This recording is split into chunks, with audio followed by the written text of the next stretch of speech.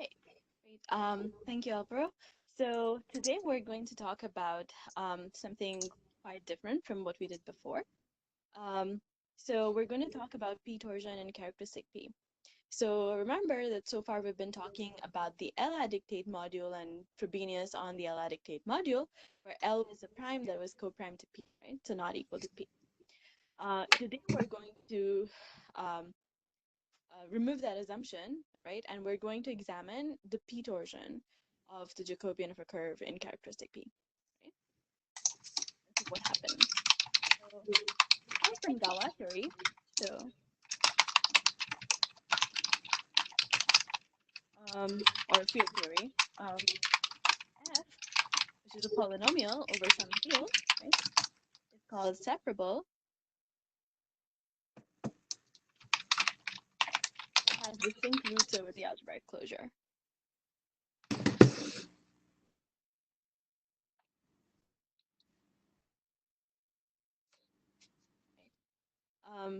So as an example, if you look at the polynomial x to the p minus 1, right, in characteristic P, and this is not separable.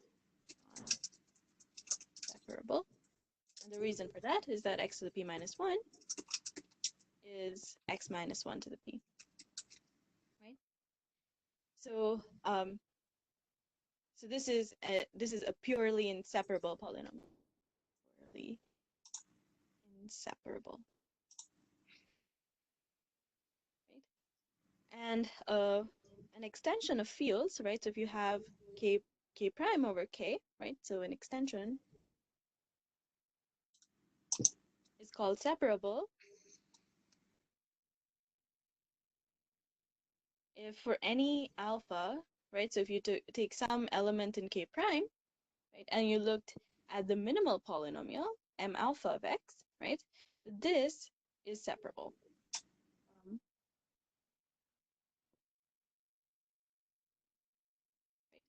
Um, so that's the definition of a separable field extension.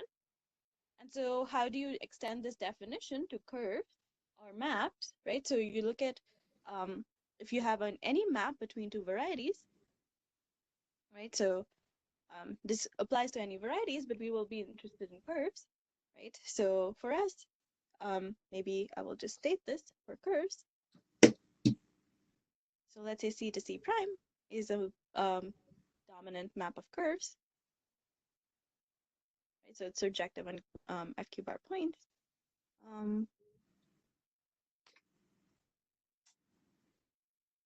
And so this is called separable, right? Or inseparable, whichever property you're looking for, right? If the corresponding map of function fields, right? So you look at KC prime, and then you look at the induced map of function fields, which gives you a field extension. If this extension, is separable, respectively inseparable, right?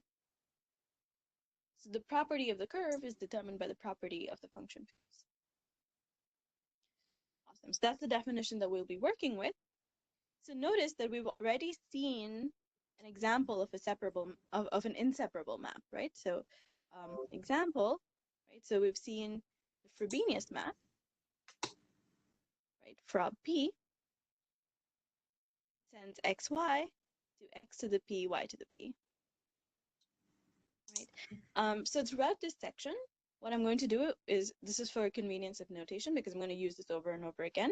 I'm going to let f denote frob p, right? So whatever curve I'm working with or whatever Jacobian I'm working with, f is going to denote the p for p, right? And so here E is some elliptic curve defined over fq, q will power of p, right? So this extension, right, is a degree p extension. So this is a degree p extension, and what you can show, so this is part of the exercises from lecture 1, so this is a purely inseparable extension, right? So because this is all the pth powers, so it's the polynomial generating this extension is like x to the p minus 1. So purely inseparable extension of degree P. And so notice what happens with purely inseparable extensions, right? So what happens is if you try to compute pre-images of a point, right? So pre-images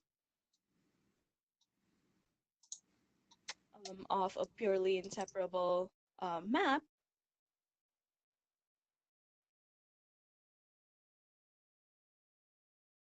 well, okay, maybe I won't say purely, I'll just say inseparable map, right? So they seem to collapse.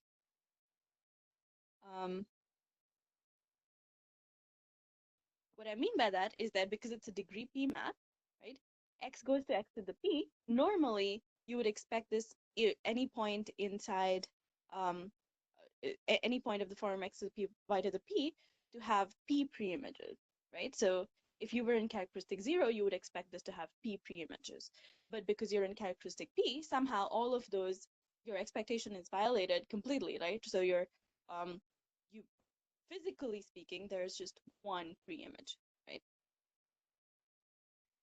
So physically there's one pre-image, but somehow it's like a repeated root, right? So it's repeated P times, right? Okay. So here is an exercise. So one way of detecting inseparability is, so detecting inseparability this works in general as well.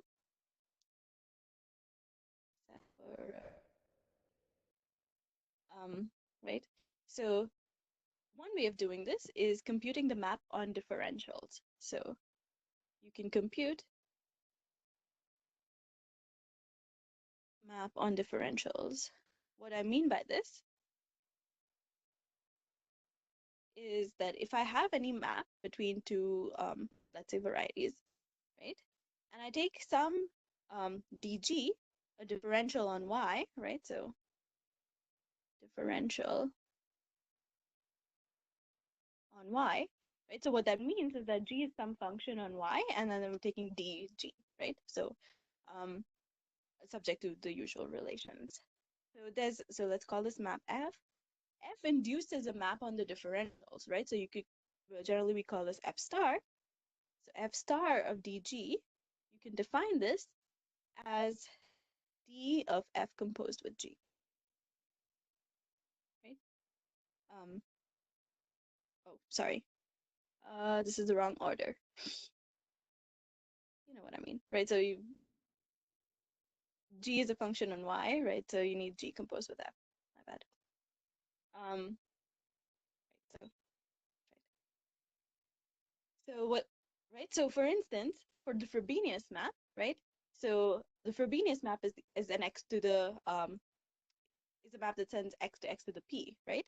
So for example, if you take the Frobenius map, then what does it do to something like dx, right? So let's try to see that. So maybe you're on P1 or on an elliptic curve or whatever you want, right? What does f star dx do, right? So this is just d of x to the p, which is p times, well, x to the p minus 1 dx, right? By the power rule, Leibniz rule, whatever you want to call it. This is just 0, right? So in general, inseparable maps induce, so you can show this in general, for curves, inseparable, for varieties if you want to be ambitious. Inseparable maps induce 0 maps on differentials.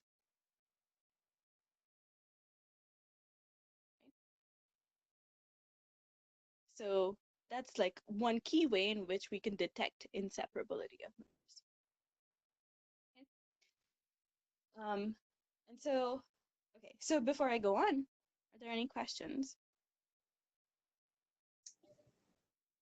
Any questions? I don't see any in the chat boxes. I'll let you know if something comes up. Great. So here is a fact. So recall that if you have the Jacobian, right, because it has a group structure, you can talk about the isogeny, which is multiplication by p, right? So multiplication by p. And it turns out that p, multiplication by p in characteristic p, has this inseparable component, right? So um, so p always, so the fact is that p always factors through Frobenius, right? So what that means is that in general, there is a map. So write this down first. Ta-da. Right, so you can look at this. So this is F, right? So F is just the induced action on the Jacobian, right? So I wrote it down for a curve, but it induces an action on, well, not action, but like it induces a map on the corresponding Jacobians. And right. So this is the multiplication by map.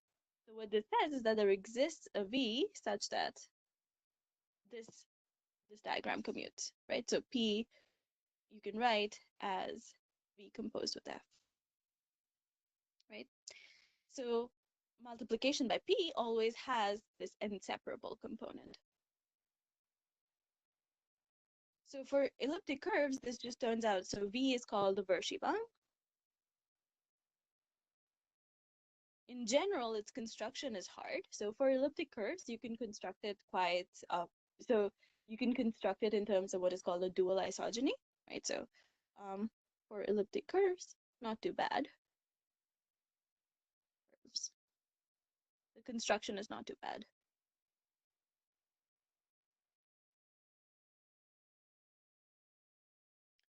Right? But in general, it takes a little more work to show what the construction actually is. Okay. And so sometimes I'm going to call Verschiebung the dual to the Frobenius, because in the elliptic curve case, it actually is the dual isogeny. But Soumya, yeah. there's a question. Is there a geometric way to interpret the fact that inseparable maps induce the zero map on differentials?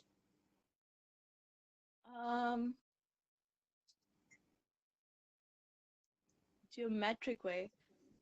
Uh, a good question. I think the way I would.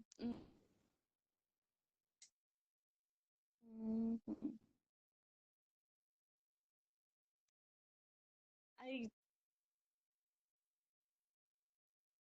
I don't know about a geometric way, right? So somehow inseparable maps are things that sort of like locally, right? They look like x to the p minus a, where a belongs to your ground field. So an aside. So what I would say is that x to the p minus a, so if you're in a one-dimensional thing, this is what it looks like. If you're in a multiple dimension thing, it's just a bunch of these kinds of maps. But locally, what this does is like it's taking pth roots. And then taking differentials of things that are pth powers just vanishes in characteristic. I don't know if there's a better way to. I don't know if this is satisfactory, geometrically speaking. I would just say that d of x to the p is 0 in characteristic p. Yeah, that's a good question. I don't know. I don't know if a satisfactory way to answer it, but this is an answer.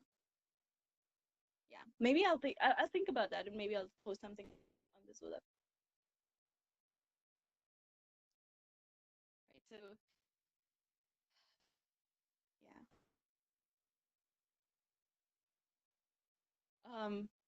Well, yeah. So I mean, differentials somehow measure like ramification and how much root collapse. Da, da, da.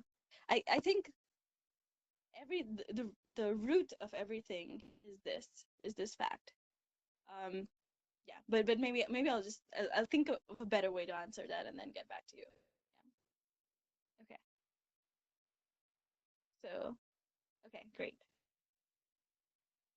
So as a corollary to what we have from before, so for okay, so um recall, so from above, right? So we have V composed with F equals P. This is a degree P to the G map. Sorry, 2G map. And F, right? So this is on the Jacobian, and the Jacobian, so Jacobian of C is G dimensional, where G is the genus of the, right? And so F has degree P to the G, and V also has degree P to the G, right? So the degree P to the 2G map breaks up into these two degree P to the G maps, right? Um, and so this is degree P to the G on the Jacobian, right? Because I'm thinking of a G-dimensional variety. Awesome. So as a corollary for elliptic curves, we have the following. So let's say E over FQ is an elliptic curve.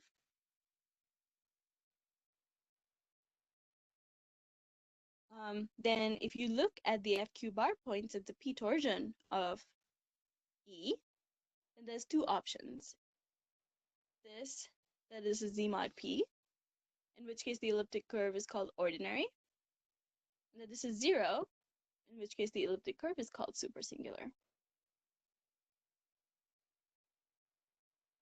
Right? So these are, so ordinary and supersingular, these are the definitions, right? So this is how you define these. And so the idea of the proof is just what we said before.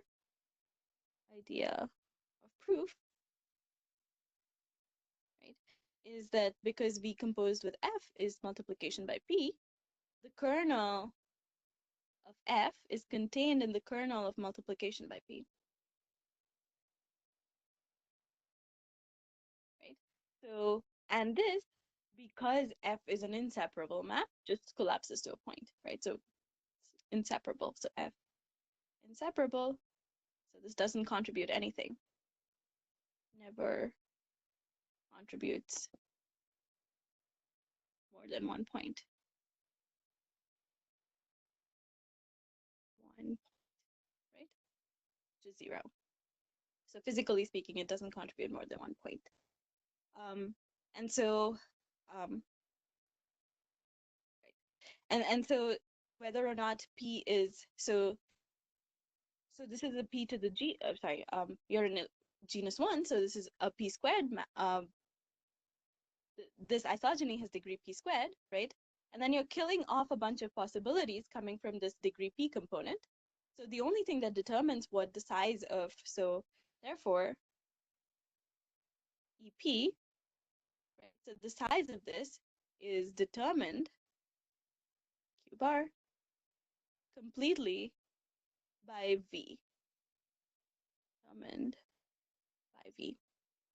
And now, or the size, basically the size of the kernel of V, right? And so V can be either separable or inseparable, right? And if V turns out to be inseparable, then you're in the supersingular case, right? Because that also doesn't contribute any points. And if you're in the separable case, then you get Z mod PZ, you get the ordinary case, right? So this is ordinary, this is supersingular.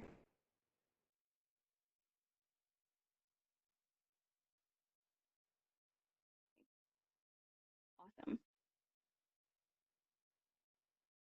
So in general, so you might ask what happens in general for a general curve, right? So curve C over FQ, a curve of genus G. Now the Jacobian, right? If you look at the P torsion of the Jacobian, this is always isomorphic to Z mod PZ to the sum power S. And now S is allowed to be between 0 and G. Right? So remember that Frobenius was a P to the G map, and now because Frobenius is purely inseparable, you're killing off all of the P to the G possibilities that could have come from that could have come from Frobenius, right? And so the only thing that you're left with is Verschiebung, And depending on how inseparable Verschiebung is, you could have either zero Z mod P to the either zero Z mod P's or G Z mod, right? So definition, so C, or it's Jacobian, technically, it's Jacobian is called ordinary.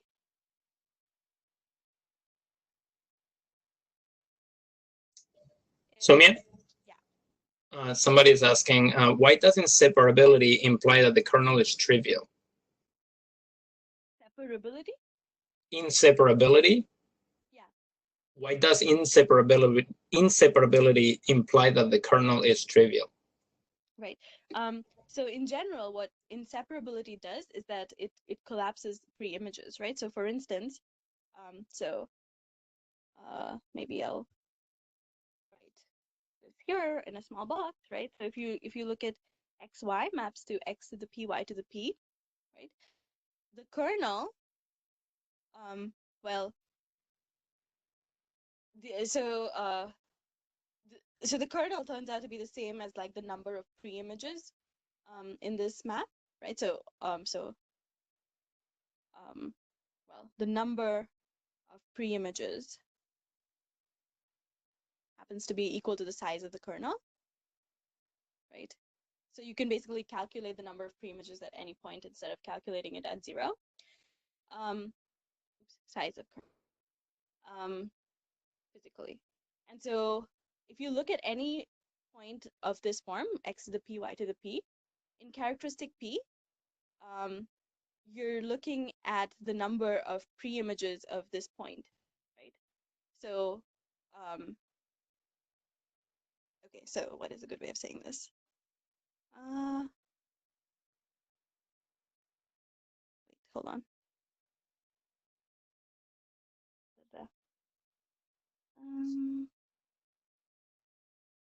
No, this is not what I want to. What is it that I want to say? So, right. So what you want to do is you want to look at um, so maybe a better way of saying this is the following. Sorry. So a better way of saying this is that if you have a map of two, let's say elliptic curves, right? And you look at what it does to the local rings, right? So the degree is determined in the following way. So you write this, E, and then you look at some point, right? Okay, I need more space for this. I'm just gonna start a new page. Great.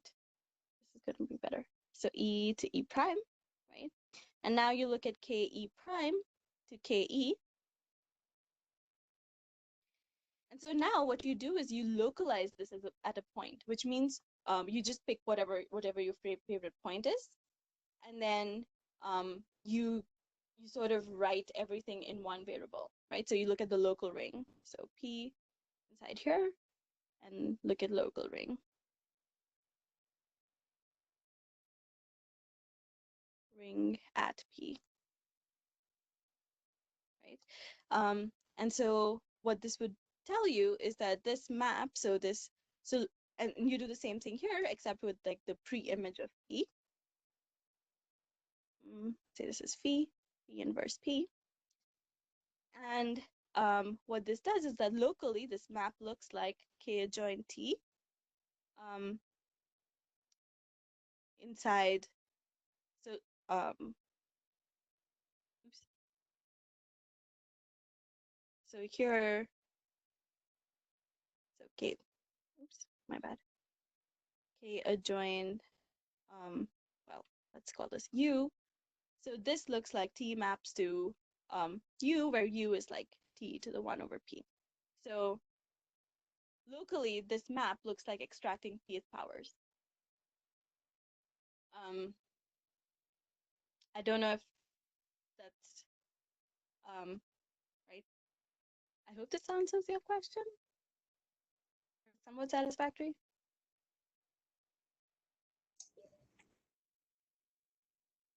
Okay, so what that means, okay, so if it locally looks like extracting Pth powers, What does that mean, right? So it means that, um,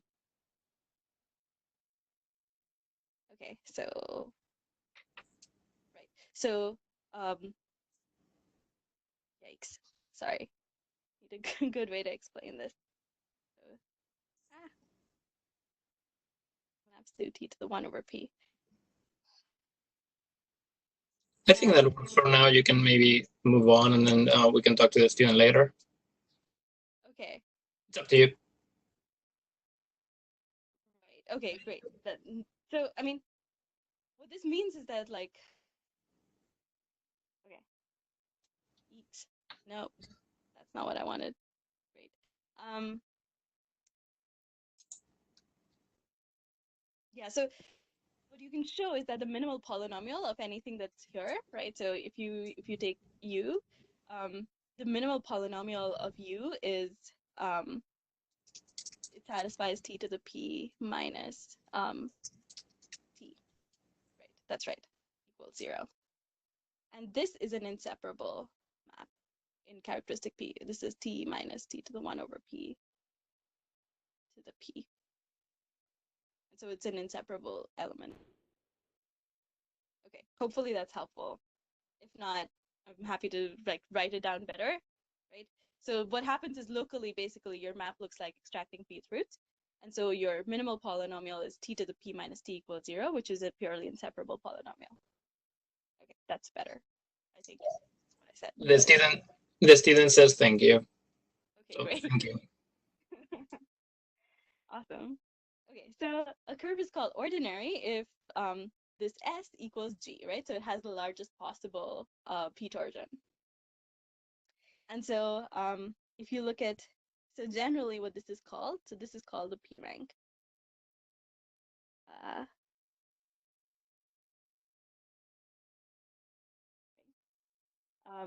so it's called the P rank of C or the P rank of the Jacobian of C.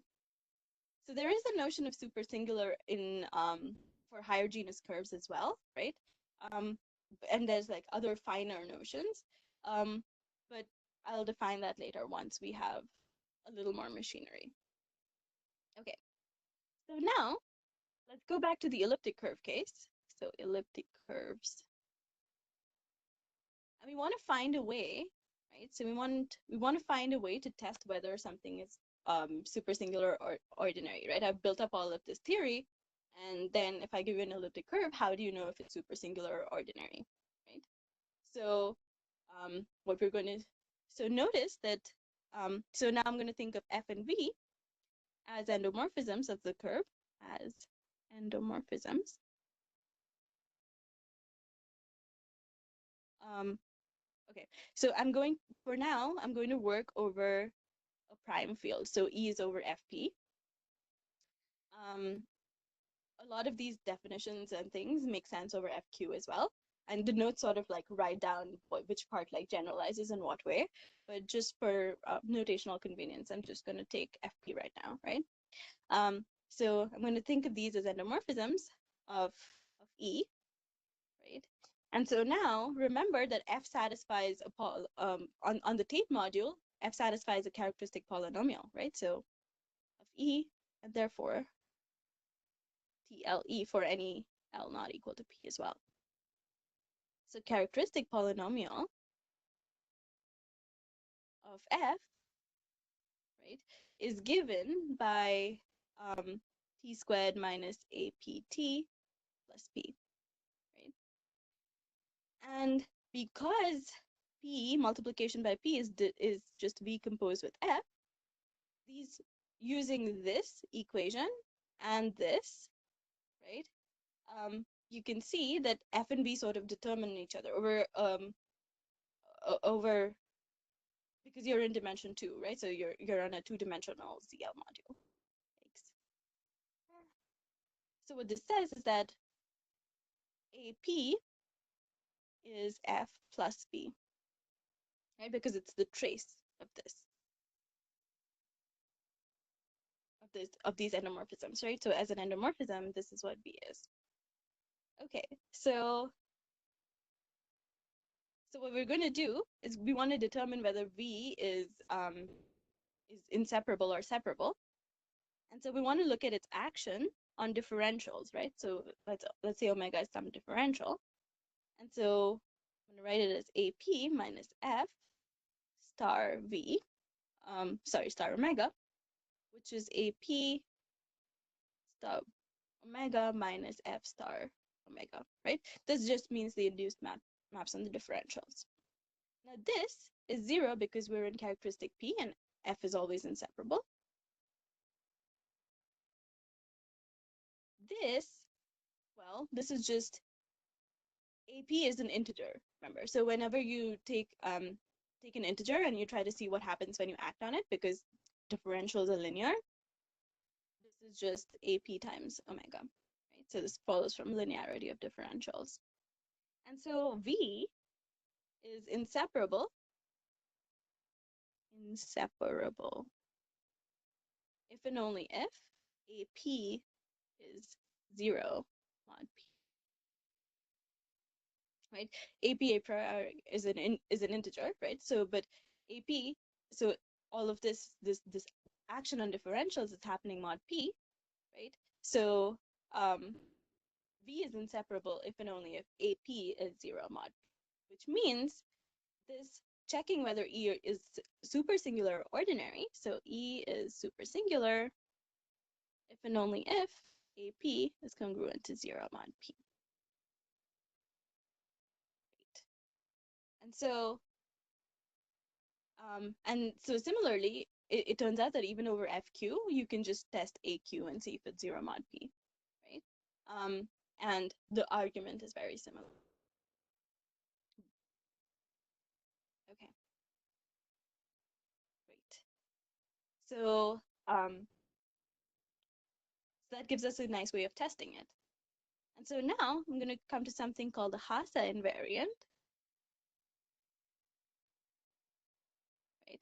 Which is a way to calculate these APs, or, well, to check whether these APs are 0 mod P without actually calculating them, right? So in general, the way you would calculate these APs is find the Frobenius polynomial acting on the elliptic curve, right? If you didn't have a computer and you didn't know how to count points on this elliptic curve or didn't want to do that, right? Then how could you do it directly from the equations for the elliptic curve, right? So again, I'm going to do this in over FP, but a generalization exists even for FQ.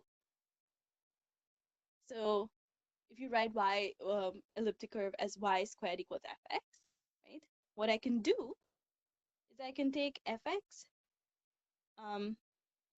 Okay, so maybe I should justify that a little bit. Oops. So notice that if I recall that the number of points over of of E over FP is P plus 1 minus AP, right? Further, if you have some element A inside FP, right? So we're in the odd prime case, right? So then A to the P minus 1 over 2 is the Legendre symbol, A over P. Legendre symbol. Right? This is P not equal to 2. Awesome. So what do we do with this? Well, so remember that when we had to write the number of points of EP, we wrote it in this form. Right? So we said this was the sum over x inside FP of these the Legendre symbols of fx, right? Because that's going to determine whether or not y is a square, fx is a square, right? And so what you want to do is you want to replace this by fx to the p minus 1 over 2, right? So mod p, what we know is that the size of EFP is just 1 plus the sum over these x inside fp of fx to the p minus 1 over 2. Okay. Great. So how do you expand this? So you expand this somehow. Just like write this out. Want to stick with the notation 3 times p minus 1 over 2, right? Because this is a cubic polynomial. Ci x to the I, right? Ci is just some coefficient, right? And I'm going to reverse the order of summation, right? So this is now going to be sum over the i's. This is going to be a sum over the x of p's. So this becomes Ci x to the I. Okay. So now you can show that in this sum, right? So x fp x to the I, so exercise. It's not too bad. It's you just use the fact that x satisfies a particular polynomial. So this is 0 unless p minus 1 divides I, right? And so these things up here, most of them vanish. The only one that doesn't vanish in this range is the one corresponding to p minus 1. Oh my god, what the hell? Let's go back. No, sorry. Yikes. Why would you do this to me? Sorry. Technology sometimes is not your friend. Okay, great. It looks good. Now it's good, not 1000%. Great. So great. So this is 0 on this p minus 1 divides I, right? So what it turns out is that the size of EFP, right, mod p, is just 1 minus c p minus 1 p, right? In particular, this says that cp minus 1 is congruent to AP mod p. So in order to test whether AP is 0 mod p, all you need to do is take the polynomial that defines the elliptic curve, raise it to the p minus 1 over 2 power, and then look at the coefficient of x to the p minus 1, right? And so this is called the Hasse invariant.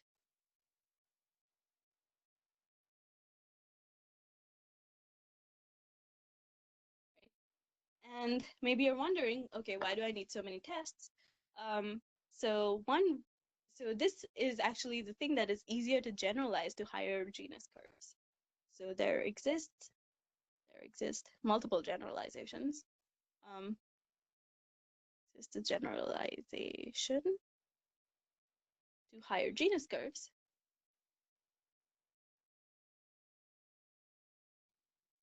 Genus curves, right? So an example is something called the Cartier-Manin matrix. Cartier-Manin matrix. And what this is that so this sort of like captures the effect of B for higher genus curves. Right? So it's a G cross G matrix that actually figures out whether or not your curve is ordinary. And it turns out that so maybe I don't have time to go through a full example, but so there's an example in the notes, right? So for hyperelliptic curves, this is very computable due to work of Yui. Very computable. And it's computed in a very similar way as the Hasse invariant, right? So you take, so what you do is basically you take this, y squared equals fx. Now fx is a higher degree polynomial. And then you raise fx to the p minus 1 over 2. And then look at some of its coefficients and put them in a matrix, right? So specific coefficients go in a matrix. Create matrix of coefficients. Certain. Awesome. Right? And then it turns out that the Cartier so over FP, this Cartier-Manin matrix, which I'm going to denote C, is non-singular if and only if your curve C, the curve is ordinary. So it serves as a test to see whether certain higher genus curves are ordinary or supersingular.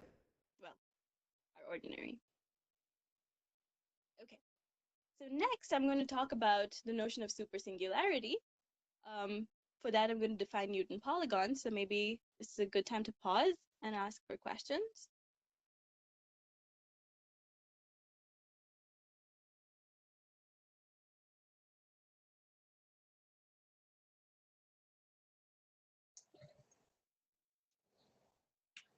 I don't see any questions. I'll let you know if something comes up.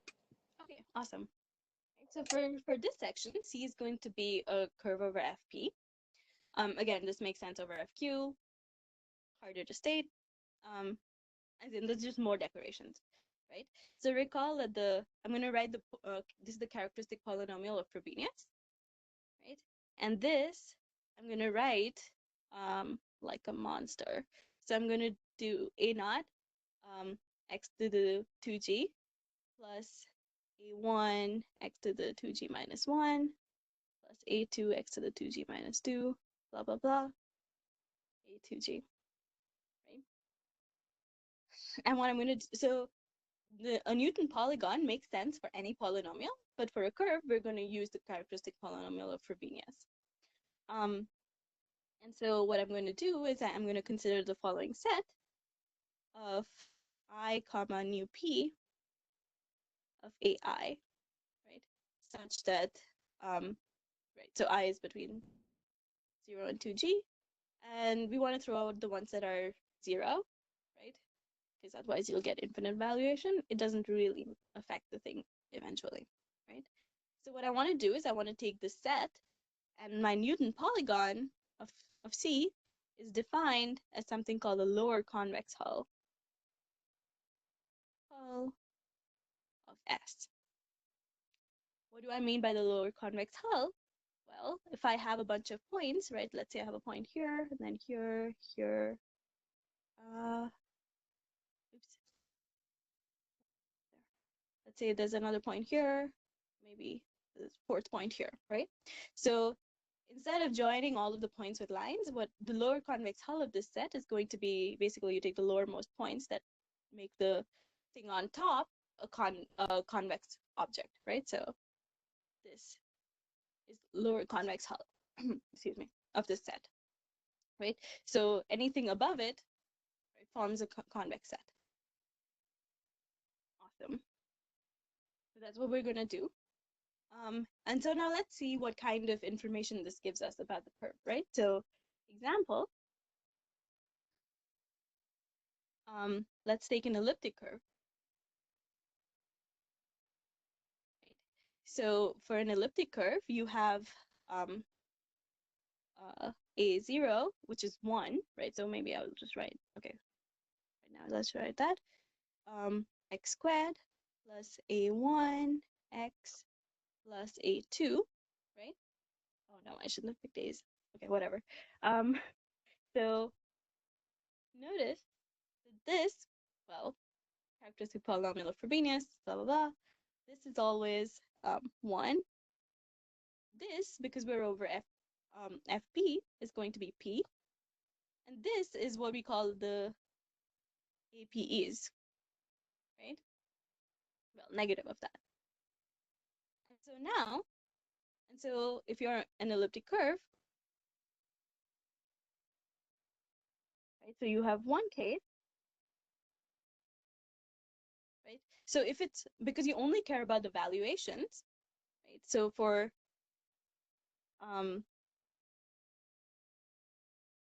so you only care about, you don't care exactly about what these coefficients are, but what their valuations are, right?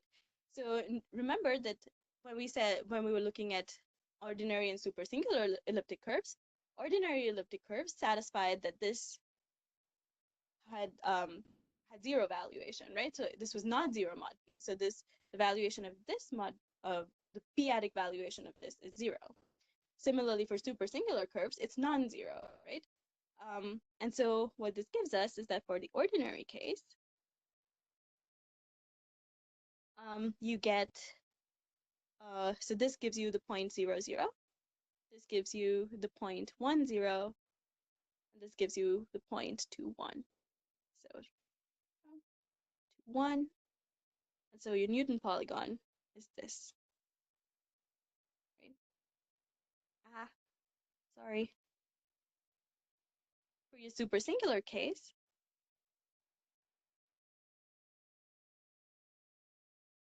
right? Um,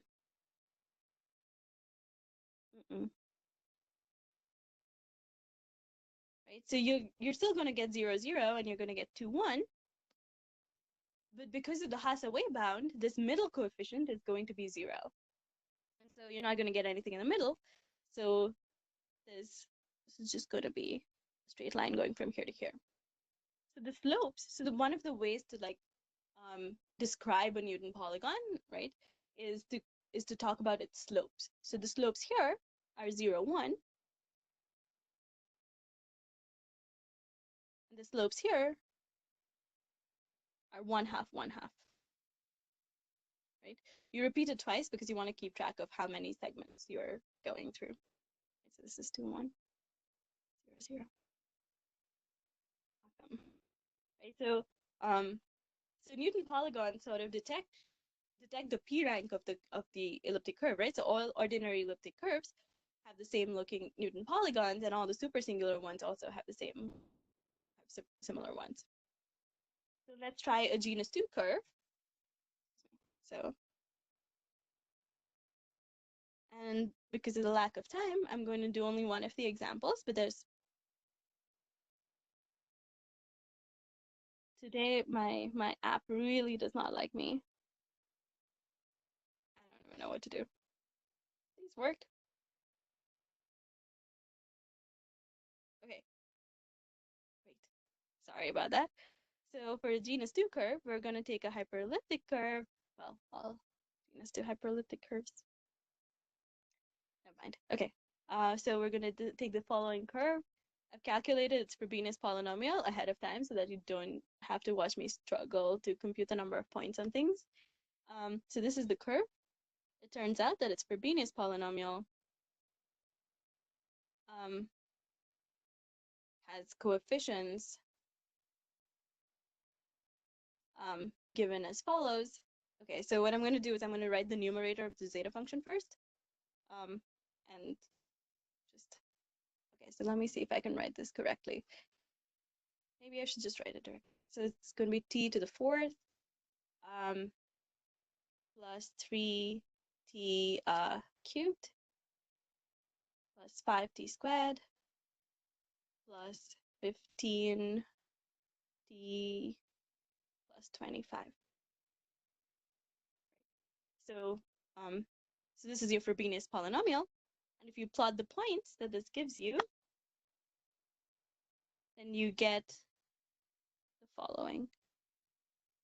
Okay, so you have a 0, 0, right? And the next one should be a 1, 0. Then you have a 2, 1.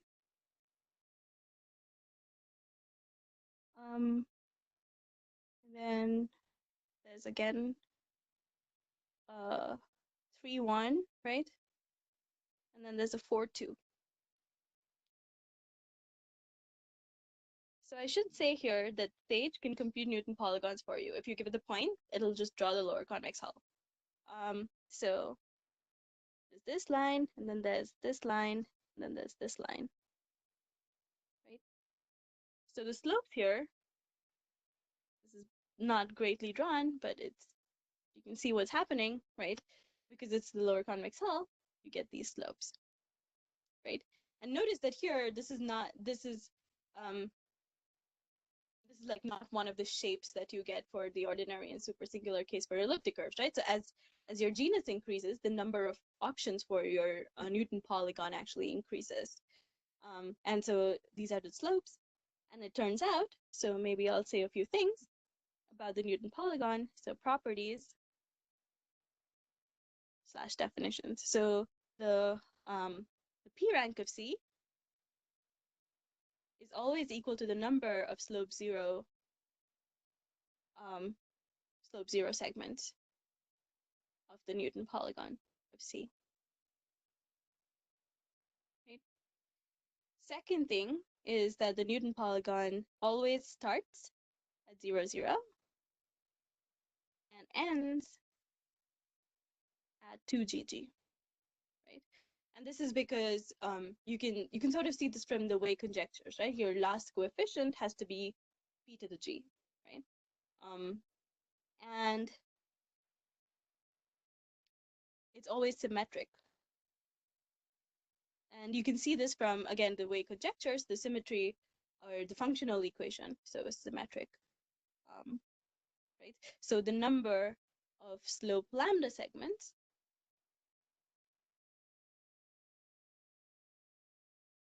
equals the number of slope 1 minus lambda segments. And you can, and this comes from the functional equation in the way conjectures. Excuse me. And the last thing is the definition, which I've been promising you for a while, is that the curve, so the Jacobian of the curve, is called super singular if the Newton polygon only has slope 1/2 segments. Only has slope 1/2 segments. And so because I'm out of time, I will end there. I'm happy to answer more questions on this. And if you will let me talk about open problems in the area. Great, I'll stop.